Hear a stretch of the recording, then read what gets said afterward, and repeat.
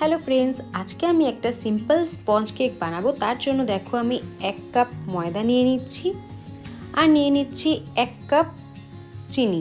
তো চিনিটাকে আমি মিক্সারে পেস্ট করে নিয়েছি, তাহলে এটা ভালো মতন গলে যাবে, মানে মিক্স হয়ে যাবে।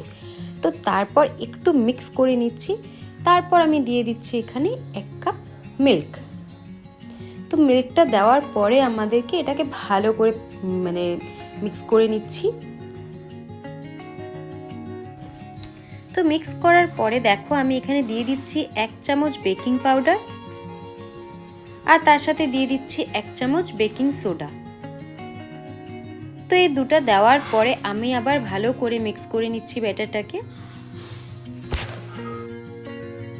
তারপরে দিয়ে দিচ্ছি জাস্ট 1 চামচ ভ্যানিলা এসেন্স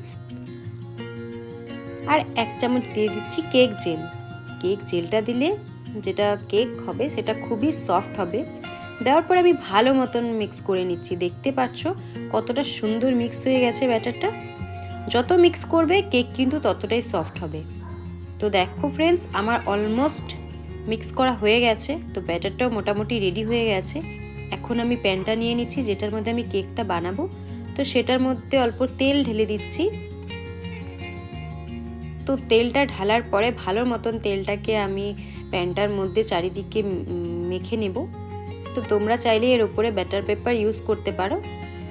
আমি ডাইরেক্ট ঢেলে দিচ্ছি। দেখো কত সুন্দর মিক্স হয়েছে ব্যাটারটা। তো আমি এখন এটাকে মাইক্রোওভেনে ঢুকিয়ে দেব। তো দেখো মাইক্রোওভেনে দিয়ে দিচ্ছি। তো এটাকে 40 মিনিটসের জন্য আমরা বেক করব। আর 130 টু 180 ডিগ্রি পর্যন্ত তোমরা যেটা টেম্পারেচার আসে সেটাতে দিতে পারো। তো দেখো ফাইনালি আমার কেকটা রেডি হয়ে গেছে। তো কেমন লাগছে আর কেমন লাগলো প্লিজ কমেন্ট করে জানাও। ভিডিওটা দেখার জন্য থ্যাংক ইউ, অ্যান্ড প্লিজ যারা নতুন চ্যানেলটাকে সাবস্ক্রাইব করে দিও। Thank you for watching. Bye by.